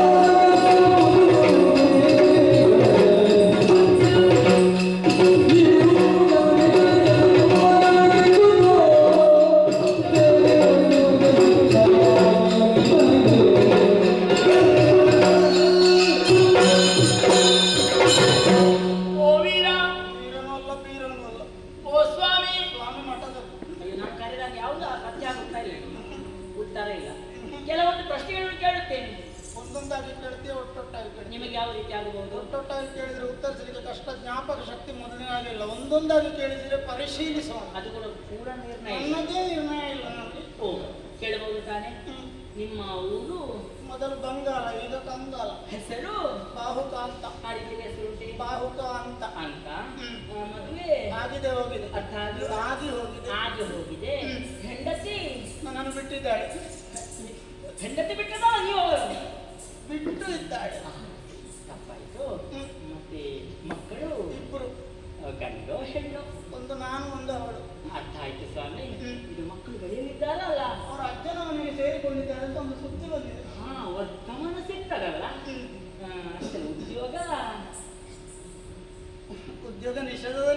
ಕಾಸ್ತಾರನಾಗಿದ್ದೆ. ಹಾ. ಆಮೇಲೆ ಅಯೋಧ್ಯೆಯಲ್ಲೂ ಕುದುರೆ ಕಾಸ್ತಾರ. ಆಮೇಲೆ ನನಗೆ ಅಡುಗೆ ಭಟ್ರ ಹಾಗೆ ಒಂದು ಬಡ್ತಿ ಸಿಕ್ಕಿದೆ. ಇದೆಲ್ಲ ನಿಮ್ಮ ಕಥೆಯನ್ನು ಕೇಳುವಾಗ ನನ್ನ ಕಥೆಗೂ ನಿಮ್ಮ ಕಥೆ ಒಂದು ಸಾಮ್ಯತೆ ಅಂತ ಉಂಟು. ಡೊಳ್ಳು ಒಟ್ಟು ಅಲ್ಲ ಆ ರೀತಿ ಹೇಳ್ತಲ್ಲ. ಈಗ ನಿಮಗೆ ಮದುವೆ ಆಗಿದೆ, ನನಗೂ ಮದುವೆ ಆಗಿದೆ, ಆಗಿದೆ. 2 ಮಕ್ಕಳಿದ್ದಾರೆ. ಅದು ಸರಿ ಉಂಟು. ಸರಿ ಉಂಟು. ಗಂಡ ಆದ್ರೆ ಒಂದು ಬದಲಾವಣೆ ಉಂಟು. ನಿಮ್ಮನ್ನು ಹೆಂಡತಿ ಬಿಟ್ಟದಲ್ಲ, ನನ್ನನ್ನು ಗಂಡ ಬಿಟ್ಟದ್ದು. ಹೆಂಡತಿಯನ್ನು ಬಿಡುವ ಗಂಡನ ಎದೆಗೆ ಯಾವ ಕಾರಣಕ್ಕೂ ನನ್ನ ಗಂಡನನ್ನು ಮಾತ್ರ ಬೈಯಬೇಡಿ. ಅವರ ಅನಿವಾರ್ಯತೆಯಿಂದ ಈ ರೀತಿಯ ಪರಿಸ್ಥಿತಿ ಒದಗಿ ಬಂದಿದೆ. ಸ್ವಾಮಿ, ನಾನು ಯಾರು ಗೊತ್ತಾಯ್ತಾ? ಗೊತ್ತಾಗಲಿಲ್ಲ. ಇವತ್ತಿನ ಮದುಮಗಳು ಹೆಸರು ದಮಯಂತಿ. ನೀನೇ ದಮಯಂತಿ ಎನ್ನುವ ಮೋಹನಾಂಗಿ. ಓ, ಅದು ಮರೆತು ಹೋಗಿಲ್ಲ. ಎಲ್ಲವೆಲ್ಲ ನೆನಪಿದೆ, ಎಲ್ಲ ನೆನಪು. ಹಳೆಯದು ಕೆಲವೊಂದು ನೆನಪಿಗೆ ಬರ್ತದೆ. ಪ್ರಥಮ ಭೇಟಿಯಲ್ಲಿ ನೀವು ಮಾಡಿದಂತ ಮಾತಲ್ಲ ಅದು. ಸ್ವಾಮಿ, ಇವರೆಲ್ಲ ಸೇರಿದ್ದು ಯಾಕೆ ಬಂದಿರ? ಯಾಕೆ? ನನ್ನನ್ನು ಮದುವೆ ಆಗುದಿಲ್ಲ. ಇವರಲ್ಲಿ ಒಬ್ಬರನ್ನು ಆಯ್ಕೆ ಮಾಡಿ ಮದುವೆ ನಾನು ಆಗುವುದಿಲ್ಲ. ಯಾಕೆ? ನನಗೆ ಮನಸ್ಸಿಲ್ಲ. ಹಾಗಿದ್ರೆ ಮದುವೆಯನ್ನು ಕಾರಣಾಂತರಗಳಿಂದ ಮುಂದುವರಿಸಲಾಗಿದೆ ಅಂತ ಘೋಷಣೆ ಮಾಡಿ. ವರ ಇಲ್ಲದಿದ್ದರೆ ತಾನೆ? ಎಲ್ಲಿದ್ದಾರೆ? ವರನನ್ನು ನಾನು ಆಯ್ಕೆ ಮಾಡಿದ್ದೇನೆ. ಎಲ್ಲಿದ್ದಾರೆ? ಅಲ್ಲಿ ನೀವು ಹುಡುಕುದು ಬೇಡ. ನಾನು ಮನವೆಚ್ಚಿದಂತ ವರ ಬೇರೆ ಯಾರಲ್ಲ, ಅದು ನೀವೇ ಆಗಿದ್ದೇನೆ.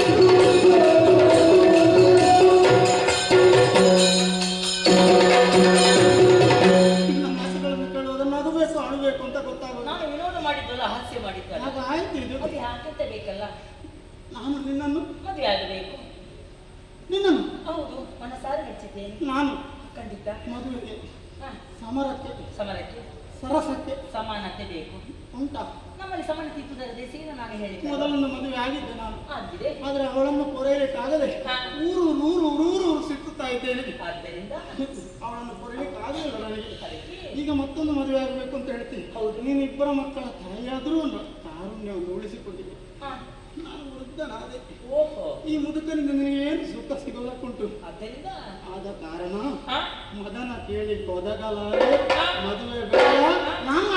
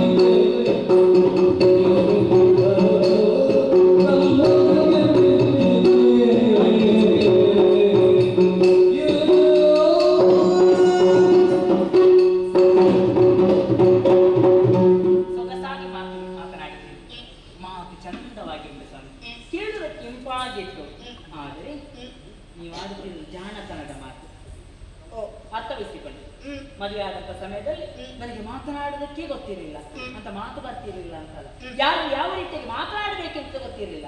ಆ ವಿಚಾರವನ್ನು ತಿಳಿ ಹೇಳಿದವರು ತಾವು, ಆಮೇಲೆ ಅಭ್ಯಾಸ ಮಾಡಿದಾಕೆ ನಾನು. ಈಗ ನನಗೆ ಅದೇ ಮಾತನ್ನು ಮರಳಿ ಹೇಳುತ್ತಾ ಇದ್ದೇನೆ. ನಾನು ನಿಮಗೆ ವೃದ್ಧರಾಗಿದ್ದೆ. ನಾನು ಒಪ್ಪಿದ್ದೇನಲ್ಲ. ನೀನು ಒಪ್ಪಿದ್ರೆ ನಾನು ಒಪ್ಪಬೇಕಲ್ಲ. ನೀವು ಒಪ್ಪಬೇಕು ಅಂತ ನೀವು ನನ್ನ ಗಂಡ ತಾನೇ? ನನ್ನ ಹೆಂಡತಿ ಅಲ್ಲ. ಯಾರು ಹೇಳಿದ್ರು? ನಾನು ಒಪ್ಪಿದ್ದೇನಲ್ಲ. ಅಲ್ಲಂತ ಹೇಳ್ತೀರಾ? ನೀನು ಒಪ್ಪಿದ್ರೆ ಸಾಕಾಗುದಿಲ್ಲ, ನಾನು ಒಪ್ಪಬೇಕು. ನೀವು ಒಪ್ಪಿಸಿದ್ರೆ ನಿಮ್ಮನ್ನು ಒಪ್ಪಿಸೋದಕ್ಕೆ ಆಗುದಿಲ್ಲ. ಸ್ವಾಮಿ, ಮದುವೆ ಬೇಡ. ಮುಖಕ್ಕೆ ಮುಖ ಕೊಟ್ಟು ಮಾತಾಡ್ತಾ ಮುಖದಲ್ಲಿ ಸುಖ ಸಿಕ್ಕಿರಲಿಲ್ಲ. ಸುಖ ಸಿಕ್ಕದಿದ್ದರೆ ಬೇಡ, ಸತ್ಯವನ್ನಾದ್ರೂ ಹೇಳ್ಬೋದಲ್ಲ. ಸುಖ ಸಿಕ್ಕದ ಮುಖ ಈ ದಮಯಂತಿ ನಿಮಗೆ ಯಾವ ಅನ್ಯಾಯ ಮಾಡಿದರೆ ಅಂತ ಬೇಕಲ್ಲ. ಆಗುದಿಲ್ಲ. ಯಾಕೆ ಈ ರೀತಿಗೆ ಮಾಡ್ತಾ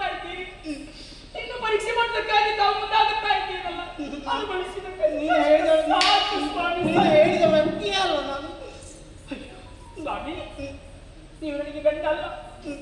ಯೋಚನೆ ಮಾಡಿ ಕೆಲವೊಂದು ಪ್ರಶ್ನೆಗಳು ನಾನು ಕೇಳುವುದಕ್ಕೆ ಮುಂದಾಗುತ್ತಾ ಇದ್ದೇನೆ. ನಮ್ಮ ಇಬ್ಬರವನ್ನ ಪ್ರವೇಶ ಮಾಡುವಂತ ಸಮಯದಲ್ಲಿ ದ್ವಾರ ನನಗಾಗಿ ತೆರೆದುಕೊಂಡಿದ್ದು ಸುಳ್ಳೆ ಸ್ವಾಮಿ. ಒಳ ಬಂದಾಗ ನಮ್ಮ ಗತಿ ನಿಮ್ಮನ್ನು ಕಂಡಾಗ ಉತ್ತಂಡ ನಮಸ್ಕಾರ ಮಾಡಿದ್ದು ಸುಳ್ಳೆ ಸ್ವಾಮಿ. ಎಲ್ಲ ಬಿಡಾರಕ್ಕೆ ಪದಾರ್ಥ ಎಲ್ಲ ವ್ಯವಸ್ಥೆಯನ್ನು ಮಾಡಿದ ಕಾಲದಲ್ಲಿ ನಿಮ್ಮ ಬಿಡಾರಕ್ಕೆ ಮಾತ್ರ ಯಾವ ವ್ಯವಸ್ಥೆಯನ್ನು ಮಾಡಲಿಕ್ಕೆ ಹೋದಾಗ ಆಳುಗಳನ್ನು ಕಳಿಸಿಕೊಟ್ಟಾಗ ನೀವು ಹೊಟ್ಟೆ ತುಂಬ ಊಟ ಮಾಡಿ ವಿಶ್ರಾಂತಿ ಪಡೆಯುತ್ತಿರುವುದು ತಪ್ಪೆ ಸ್ವಾಮಿ.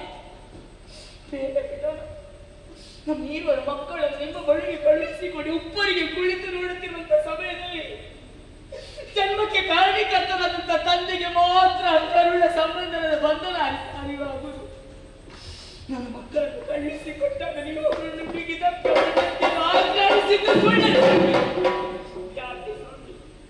ಯಾಕೆ ಪ್ರಭು ಮುಚ್ಚಿ ಬರೆ ಬೇಡ. 3 ಮಾತುಗಳನ್ನು ಒಪ್ಪಿಕೊಳ್ಳುವುದಿಲ್ಲ. 100 ಮಾತಿಗೆ ಒಪ್ಪಿಕೊಳ್ಳುವುದಿಲ್ಲ. ಯಾವ ಗಂಡನಿಗೆ ತನ್ನ ಹೆಂಡತಿ ಬೇಡವಾಗಿ ಹೋಗಿದ್ದಾಳೋ ಆ ಬಳಿಕ ಹೆಂಡತಿ ಈ ಪ್ರಪಂಚದಲ್ಲಿ ಉಳಿಬಾರದು. ನಿಮಗೆ ಬೇಡವಾದಂತ ನಾನು ಈ ಪ್ರಪಂಚದ 4 ಕ್ಷಣ ಬದುಕಿರುವುದೇ ನಿಮ್ಮ ಪಾದ ನನ್ನ ಕಾರಿನ ಒಂಟಿಯಾಗಿ ಬಿಟ್ಟು ಬಂದ ಪಾಪಿ. ಒಂದು ಬಾರಿ ರಮಣ ನಿಮ್ಮನ್ನು ಕ್ಷಮಿಸಿದ್ದೇನೆ ಅಂತ ಒಂದು ಬಾರಿ ನಾನು ತಪ್ಪು ಮಾಡಿದೆ. ಇಲ್ಲ ಈಗ ಅಪರಾಧ ಆಗಿಲ್ಲ. ಯಾವ ವ್ಯಕ್ತಿಯಾದ ಆ ರೀತಿಯ ಪರಿಸ್ಥಿತಿಯಲ್ಲಿ ಆ ರೀತಿಯಾಗಿ ಮಾಡಬೇಕು ಸ್ವಾಮಿ. ಯಾವ ಕಾಲಕ್ಕೂ ಯಾವ ಕಾರಣಕ್ಕೂ ಸತ್ಯಾದವನ್ನು ಪತಿಯಲ್ಲಿ ಕ್ಷಮೆಯನ್ನು ಯಾಚಿಸಬಾರದು. ನಾನು ಬೇಡ್ತಾ ಇದ್ದೀನಿ. ನನ್ನಿಂದ ಏನಾದ್ರೂ ಅಪರಾಧವೂ ಆಗಿದ್ದೇನೆ ಇಲ್ಲ. ನಿನ್ನನ್ನು ವಂಚಿಸಿದೆ. ಏನು ಸತ್ಯ ವಂಚನೆ ಆಗಿಲ್ಲ. ಅನಿವಾರ್ಯತೆ ಪರಿಸ್ಥಿತಿ ಈ ರೀತಿಯಾದ ಸ್ಥಿತಿಗೆ ನಮ್ಮನ್ನು ಕೊಂಡಾಗಿಲ್ಲ. ನಿಮಗೆ ಏನು ತಪ್ಪಾಗಿಲ್ಲ. ಆದರೆ ಸ್ವಾಮಿ ಒಂದು ಮಾತು, ಹೀರೊಬ್ಬ ಶಾಶ್ವತ ಅಲ್ಲ. ಮತ್ತೊಮ್ಮೆ ನನಗೆ ಪ್ರಾಣ ಸ್ನೇಹಿತ ಋತುಪರ್ಣ ಶನಿ ವಿಮೋಚನ ಮಂತ್ರವನ್ನು ಉಪದೇಶಿಸಿದ್ದಾನೆ. ಸರಿ, ನನ್ನ ಹಿಂದಿನ ನಿಜ ರೂಪ ಮಾರಣ ರೂಪ ಕಾಣಬೇಕಿರುತ್ತ ಬಯಕೆ ಇದೋ ಶನಿ ವಿಮೋಚನ ಮಂತ್ರವನ್ನು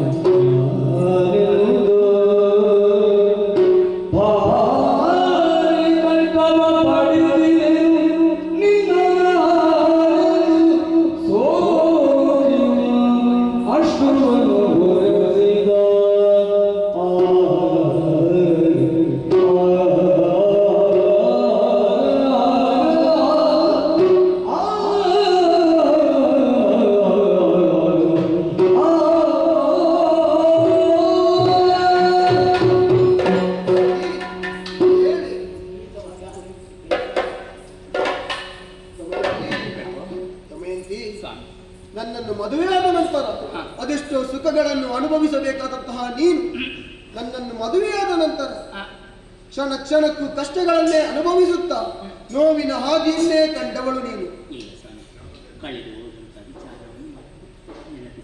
ನಿಜ. ಆಮೇ, ಹಾಗಾದರೆ ನಾವು ಯೋಚನೆ ಮಾಡಬೇಕಾದದ್ದು ಬೇರೆ ಯಾವುದೂ ಅಲ್ಲ. ಕಳೆದುಕೊಂಡ ದೇಶ ಮರಳಿ ಪಡೆಯಬೇಕು. ತಡ ಮಾಡುವುದಲ್ಲ.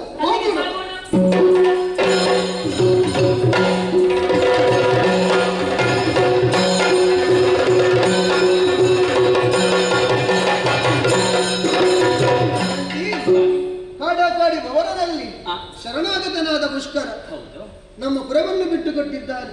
ಆದರೆ ಆತನಿಗೆ ಬೇಸರವಾಗಬಾರದಲ್ಲಿ ಅದಕ್ಕಾಗಿ ಉತ್ತರ ನಿಷಾದವನ್ನು ಅವನಿಗೆ ಬಿಟ್ಟುಕೊಟ್ಟವರಿದ್ದೇವೆ. ಸುಖದ ಪತ್ತಿಗೆಯಲ್ಲಿ ಇನ್ನು ನಾವು ಬದುಕಬಹುದು. ಆದರೆ ನಮ್ಮ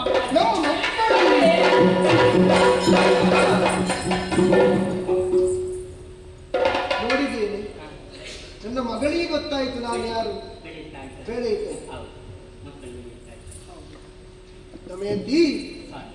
ನೋಡಿದೆಯೇನೆ ಈ ಸಂದರ್ಭವನ್ನು. ಆ, ನಮ್ಮವರಿಂದಲೇ ಕಳೆದು ಹೋದಂತಹ ರಾಜ್ಯವನ್ನು ಪಡೆದೆವು, ಹೌದು, ನಿನ್ನನ್ನು ಪಡೆದೆ, ಮಕ್ಕಳನ್ನು ಪಡೆದೆ. ಸತ್ಯ.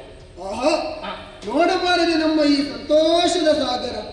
ನಮ್ಮ ಜೀವನವೇ ಎಲ್ಲರಿಗೂ ಸಾಕ್ಷಿ ಎಂಬಲ್ಲಿಗೆ ನಳದಮಯಂತಿ ಎಂಬಂತಹ ಈ ಪುಣ್ಯಾಖ್ಯಾನವನ್ನು ಯಾರು ಆಡಿದರು, ಯಾರು ನೋಡಿದರು, ಯಾರು ಕೇಳಿದರು ಅವರೆಲ್ಲರಿಗೂ ನಾವೆಲ್ಲರೂ ನಂಬಿಕೊಂಡು ಬಂದಂತಹ ಮಹಾಗಣಪತಿ ದೇವರು, ಕಟೀಲು ಶ್ರೀ ದುರ್ಗಾ ಪರಮೇಶ್ವರಿ ಅಮ್ಮನವರು, ಮಂಜುನಾಥ ಸ್ವಾಮಿ ಆಯುರ ಆರೋಗ್ಯವನ್ನಿತ್ತು ಕರುಣಿಸಲಿ ಎನ್ನುತ್ತಾ ಈ ಪುಣ್ಯ ಕಥೆಗೆ ಮಂಗಳ ಹಾಡುವರೆ ಸರ್ವ ಸಭಿಕರಿಂದ ಅಪ್ಪಣೆಯಾಚಿಸುತ್ತೇವೆ. ಭದ್ರಂ ಶುಭಂ ಮಂಗಳಂ.